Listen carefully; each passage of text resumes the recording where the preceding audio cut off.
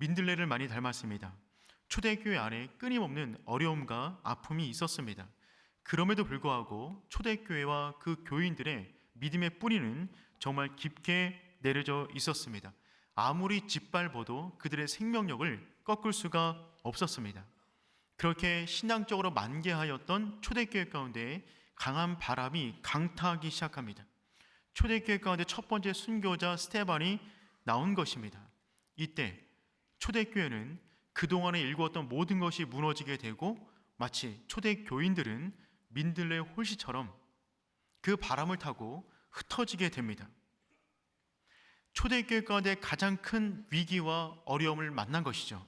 그런데 놀라운 것은 무엇이냐면 그들이 흩어지는 중에서도 믿음의 전진을 포기하지 않았다는 것입니다. 그들이 어느 땅 가운데 뿌려진지 간에 누구를 만나든지 간에 그들은 늘 복음을 전하는 인생을 살았다는 것입니다. 이것이 오늘 우리가 이 말씀을 통해서 다시금 확인되어져야 될 분명한 말씀인 줄 믿습니다. 사랑하는 오륜교회 성도 여러분, 오늘 본문이 우리에게 알려주는 메시지는 분명합니다. 고난 중에도 하나님 나라를 향한 믿음의 전진을 멈추지 말라는 것입니다. 우리가 그 전진을 멈추지 않는다면 하나님은 우리와 함께 하셔서 우리가 받는 모든 땅 가운데 하나님의 나라를 확장시켜 주실 것을 믿습니다. 오늘 본문을 통해서 우리에게 주시는 그 메시지를 세 가지 부분으로 함께 나누기를 원합니다. 첫 번째, 본문의 강조점은 무엇이냐면 큰 박해 흩어지는 하나님의 나라입니다. 초대교회는 유례없는 큰 박해를 당했어요. 스데반의 죽음이 그 신호탄이 되었습니다. 우리 1절 말씀 읽어볼까요? 사울은 그가 죽임당함을 마땅히 여기더라. 그날에 예루살렘에 있는 교회에 큰 박해가 있어 사도 외에는 다 유대와 사마리아 모든 땅으로 흩어지니라. 역사상 처음으로 사울이 문장의 주어로 등장하는 장면입니다. 이 이후로 사울은 사도행전의 역사를 이어가게 될 인물입니다. 이 사도행전을 기술한 그 논리를 보게 되면 굉장히 탁월하게 잘 썼어요. 그래서 이후에 등장할 주요 인물을 갖다가 앞에 복선으로 많이 깔아놓게 되는데 사울이 그 주체로 올라오게 된 것입니다. 이 사울은 이 당시에 스데반의 죽음을 주도했던 인물이었어요. 우리 사도행전 7장 58절 말씀 함께 읽어볼까요? 성 밖으로 내치고 돌로 칠세 증인들이 옷을 벗어 사울이라 하는 청년의 발 앞에 드니라. 여러분, 증인들은 어떤 사람들이냐면 스데반을 죽이기 위해서 몰려든 사람들입니다. 그들이 이제 스데반에게 돌을 던지기 시작하는데 돌을 던질 때 힘껏 세게 던지려면 위에 걸리는 게 없어야 됩니다. 그래서 옷을 다 벗은 거예요. 그래서 그냥 옷을 벗은 채로 돌을 던지는데 그 옷을 갖다가 이 사울이라고 하는 청년 앞에 쌓아둔 것입니다. 우리가 일전에 살펴보았지만 초대 교인들이 자신의 헌금을 팔아서 사도들의 발 앞에 둡니다. 즉 사도의 권위를 인정한 것입니다. 마찬가지로 이들이 스데반을 죽이기 전에 자신의 옷을 벗어서 사울의 앞에 두었단 말은 무슨 말이냐면 이 일을 주도한 사울의 권위를 인정했다는 말입니다. 그러니 사울은 정말 젊은 청년이었음에도 불구하고 그 당시 예루살렘 교회를 핍박하는 데 있어서 주도적인 역할을 감당했던 사람입니다. 큰 박해가 일어났어요. 그 가운데 그 성 가운데 큰 울음이 터져 나왔습니다. 힘든 상황입니다. 본문의 1절과 4절 말씀 보면 연거푸 흩어지니라 라는 단어가 2번 쓰여져 있어요. 여러분, 이때까지만 해도 예루살렘 교회는 어떤 교회냐면 끊임없는 성령의 놀라운 역사가 있었습니다. 끊임없이 부흥했어요. 그래서 남자만 숫자만 10,000명이 넘는 교회를 이루었습니다. 여인들과 아이들, 어르신까지 합치면, 그리고 기록되지 않은 사람까지 합치면 굉장히 큰 공동체였어요. 건강하게 잘 세워져 있었습니다. 하지만 이때 강한 박해가 몰아치기 시작했고 그 결과 사도 12명을 제외한 모든 사람들이 흩어지기 시작합니다. 지금까지 사도행전 1장에서 7장까지 읽어놓은 모든 신앙적 열심이 한순간에 물거품이 되는 듯한 상황이 벌어진 것입니다. 그런데 이때 놀라운 일이 벌어집니다.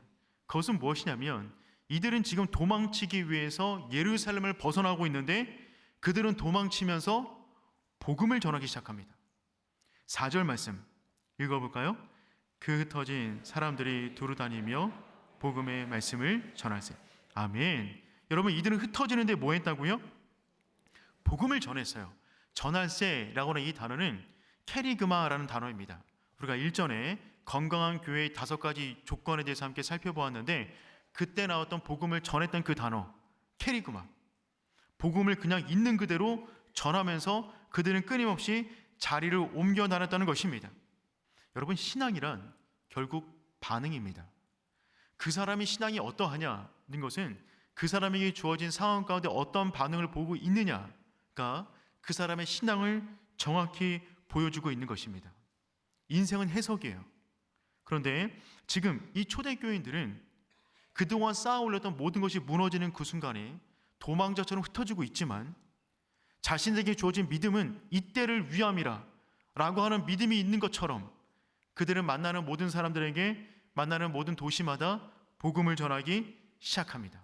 많은 선택지가 있지만 그 가운데 우리가 모든 순간에 다 알지 못하지만 하나님 한 분을 선택할 때 그분이 우리의 인생을 붙잡고 계시는 줄 믿습니다. 그때까지 우리는 믿음의 전진을 멈춰서는 안 되는 거죠. 그런데 놀라운 것은 이들은 그냥 그들이 늘 하듯이 흩어지면 흩어진 대로 복음을 전하기 시작했어요. 근데 그 복음을 전하는 그 모습이 결국 어떤 것이었냐면 사도행전의 말씀을 이루는 믿음의 걸음이었다는 것입니다. 사도행전의 등뼈와 같은 말씀이 사도행전 1장 8절의 말씀인데 우리 같이 한번 읽어볼까요? 오직 성령이 너에게 임하시면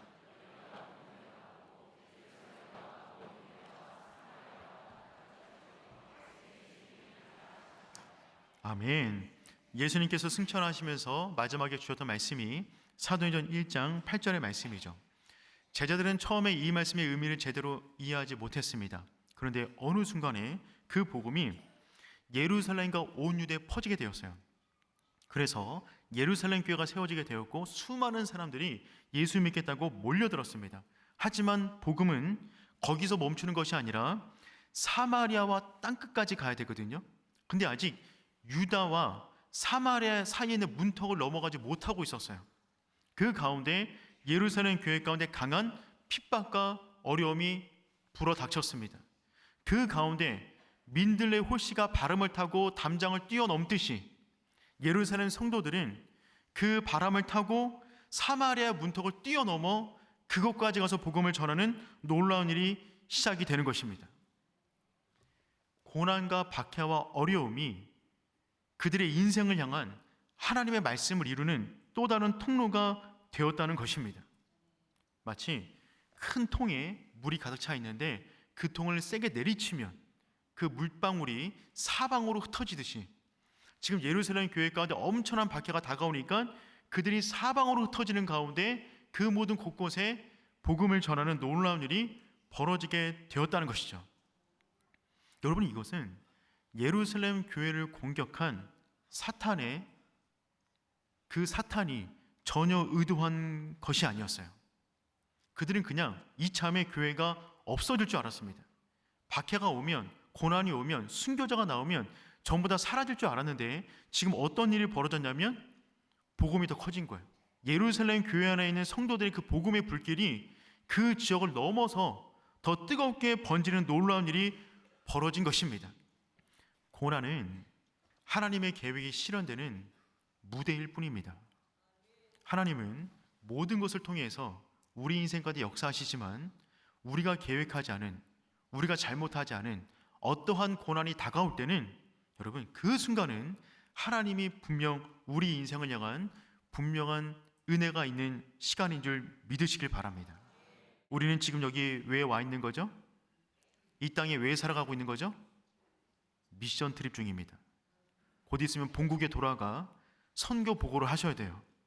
그때 우리가 선교 보고할 만한 내용들을 가지고 가시길 축복합니다. 두 번째, 본문이 강조하는 바는 무엇이냐면 큰 기쁨, 도시를 변화시키는 하나님의 나라입니다. 큰 기쁨, 도시를 변화시키는 하나님의 나라입니다. 그 터진 사람 가운데 빌립이라는 사람이 있었습니다. 빌립은 초대교회 7 지사 가운데 두 번째로 이름이 올라가 있는 분이셨죠. 스데반은 순교하셨고 그 다음에 순교할 수밖에 없는 사람은 빌립입니다. 이름의 순서는 영양도의 순서를 말하는 거예요. 그러니 빌립은 빨리 도망쳐야만 했습니다. 그런 그가 사마리아 땅으로 들어갑니다. 여러분, 이 사마리아 땅이라는 것은 우리가 성경을 보면 아시지만 유대인들과 사마리안 사인들 속에서는 1000년 이상의 갈등이 있었어요. 서로가 서로를 인정하지 않았습니다. 이스라엘이 솔로몬 왕 이후로 나라가 두 개로 갈라지게 됩니다. 북쪽에 10개의 민족이 함께 붙었어요. 남쪽에 2개의 민족만 남았습니다. 그래서 남쪽에 있는 2개의 민족 입장에서는 북쪽에 뭉친 북이스라엘이 배신자와 같은 느낌이 들 수밖에 없었습니다. 그런 가운데 북이스라엘이 722년에 아수르에 의해서 멸망당합니다. 그리고 아수르는 북이스라엘 사람들을 본국으로 끌고 가고 본국에 있는 사람들을 북이스라엘로 내려보냈어요. 그래서 민족이 섞이게끔 만들었습니다. 혼혈 정책을 핀 거예요. 그 가운데 이방에 있는 종교까지 함께 내려오게 됩니다. 그러니 남유다의 입장에서 북이스라엘은 완전히 혼혈된, 모든 것이 혼합된 국가처럼 보일 수밖에 없는 거죠. 그는 무심코 도망치듯 그 땅에 들어갔지만 그것은 결국 사도행전 1장 8절의 말씀을 이루는 첫 번째 사람이 되었다는 것입니다. 그리고 빌립이 그 땅에 들어가자마자 그는 뭐하냐면 복음을 전하기 시작해요. 하나님 나라를 전하기 시작해요. 그는 숨어 다녀야 되는데 그곳에서 복음을 전하기 시작합니다.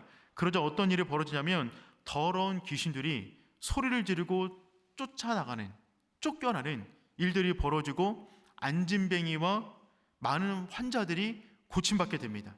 우리 7절 말씀 한번 읽어보겠습니다. 많은 사람에게 붙었던 더러운 귀신들이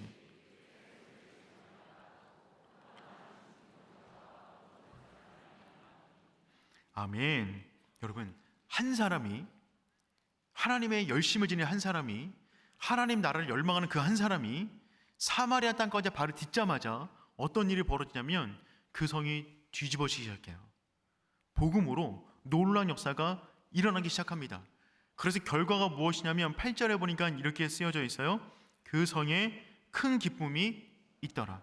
아멘. 또 다른 큰 것이 하나 등장했죠. 큰 박해가 있었어요. 큰 울음이 있었어요. 그런데 그들이 그 가운데 믿음의 전진을 멈추지 않자 큰 기쁨이 따라오게 된 것입니다.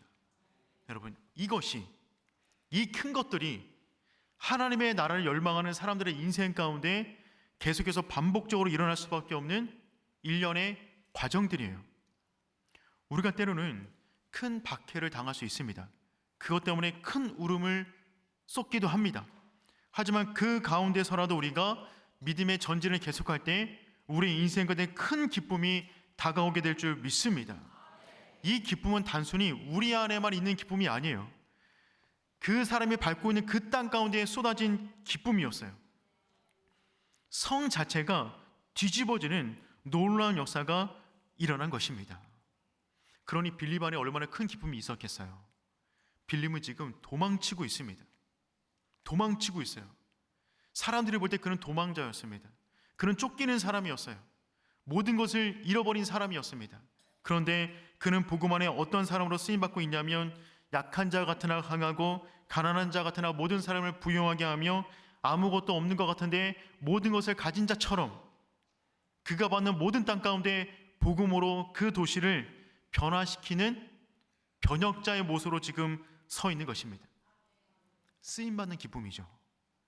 하나님이 나와 함께하고 있다는 기쁨이에요. 우리가 이 땅에서 누릴 수 있는 최고의 기쁨은 무엇이냐면 창조주 그분께서 나와 함께하고 있다는 그 기쁨입니다. 그분이 내가 함께하는 그 현장까지 함께하셔서 나를 그분을 알리는 통로로 쓰고 있다라고 하는 기쁨이 피조물인 우리가 이 땅에서 누릴 수 있는 최고의 기쁨인 줄 믿습니다. 빌립이 전한 것은 결국 하나님의 나라였어요. 우리가 1년 동안 그렇게 외치고 있는 하나님의 나라를 열망하는 사람이 빌립이었습니다. 12절 말씀 읽어보겠습니다. 빌립이 하나님 나라와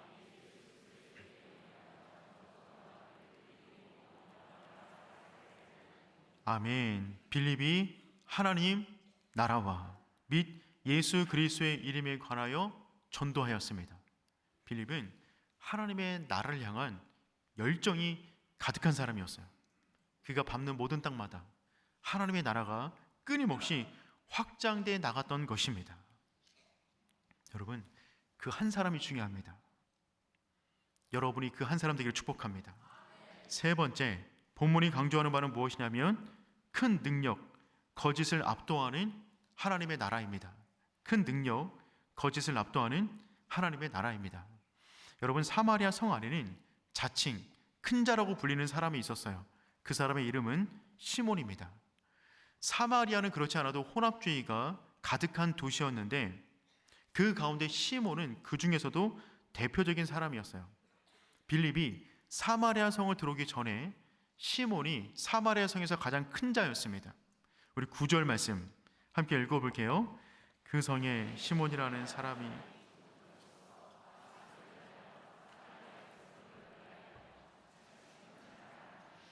여기 보니까 시몬이라는 사람이 있는데 이 사람이 뭘 했다고요? 마술을 행했습니다. 재밌는 사람이에요. 그리고 사마리아 사람들을 놀라게 했어요. 그리고 뭐라 그러냐면 자칭 큰 자다라고 말을 합니다. 여러분, 이런 사람이 있으면 피하셔야 됩니다.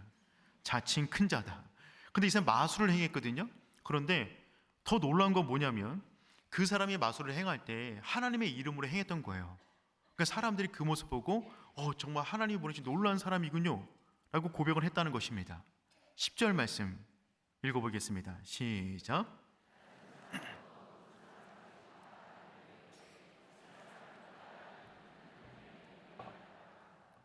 그 사람이 마술을 행하며 여러 가지 많은 일들을 행했는데 낮은 사람부터 높은 사람까지 시몬을 따랐다. 그리고 뭐라 그랬냐면 크다 일컫는 하나님의 능력이다. 하나님의 진짜 능력을 경험하지 못하니까 가짜 능력을 보고 미혹을 당한 것입니다.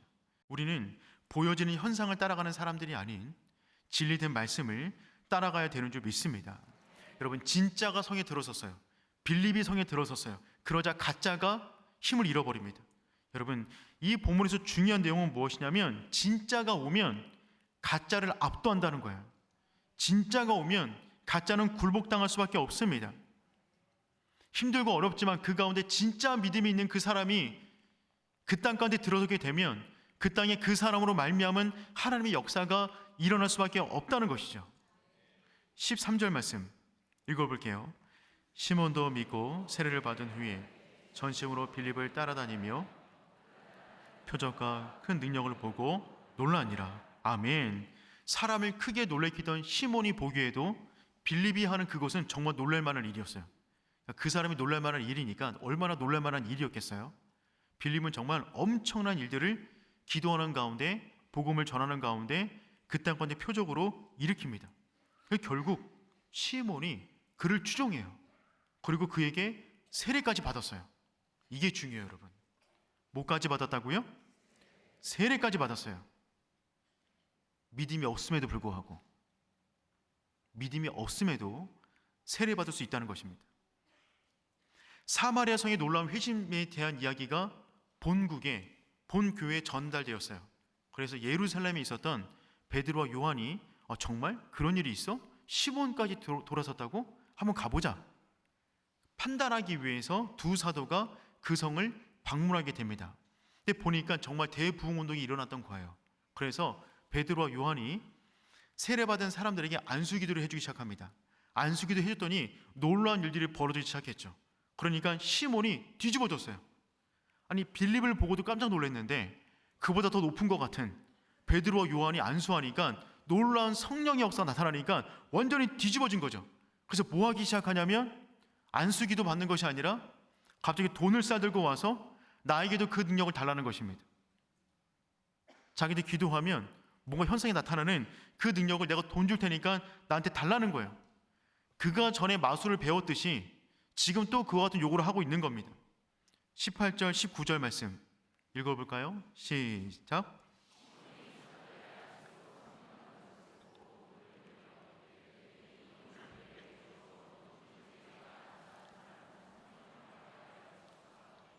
시몬이 자기가 안수해서 그 능력을 달라고 말하고 있습니다. 여러분, 전형적인 혼합주의적인 신앙을 말해주고 있어요. 여러분, 그래서 성직매매, 돈을 주고 뭔가 거룩한 능력을 받는 성직매매, 얘를 영어로 뭐라 그러냐면 시몬이라고 합니다. 시몬이라는 단어에 Y자를 붙이면 시몬이가 성직매매라고 하는 영어 단어에서 나온 거예요. 그러니까 시몬은 전형적인 혼합주의 신앙의 결정체 사람입니다. 그는 무늬만 신앙인이었어요. 자칭 큰 자로 말했고 마술을 벌여 사람들을 놀래키는 것을 즐겨했습니다. 주목받는 걸 좋아했어요. 세례까지 받았어요. 기도까지 받으려고 그래요. 돈 주고 성령을 살려고 합니다. 이 사람의 문제는 무엇이냐면 성령의 인도함을 받는 것이 아닌 성령을 부리는 사람이 되기를 원했던 것입니다. 여러분, 이건 너무 중요해요. 우리는 성령을 부리는 사람들 아닙니다. 성령의 인도함을 받는 것입니다. 우리가 기도하는 것, 우리가 헌금하는 것, 우리가 전도하는 것, 우리가 순종하는 것, 우리가 신앙생활 하는 것, 그 모든 것은 전부 다 성령을 부리기 위해서 하는 것이 아니라 성령의 인도함을 따라 살아가는 것입니다. 그럴 때 성령의 인도함을 따라 살아가는 삶을 통하여 그 땅에 놀라운 변화가 이루어지게 되는 것이죠. 여러분, 성령은 돈을 주고 살 수 있는 것이 아니에요. 하나님은 그런 분이 아니신 거죠. 그때 진짜였던 베드로가 그 안에 있는 악한 것을 간파하기 시작해요.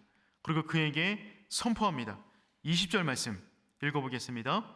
베드로가 이르되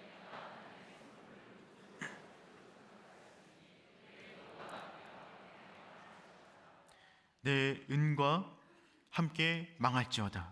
베드로는 가짜 안에 있는 그 가짜를 간파하기 시작합니다. 그리고 말을 하죠. 내 은과 내가 함께 망할지어다. 여러분, 이 표현은 성도가 이 땅에서 들을 수 있는 가장 비참한 말입니다. 이 표현은 성도가 이 땅에서 경험하는 가장 비참한 죽음이에요.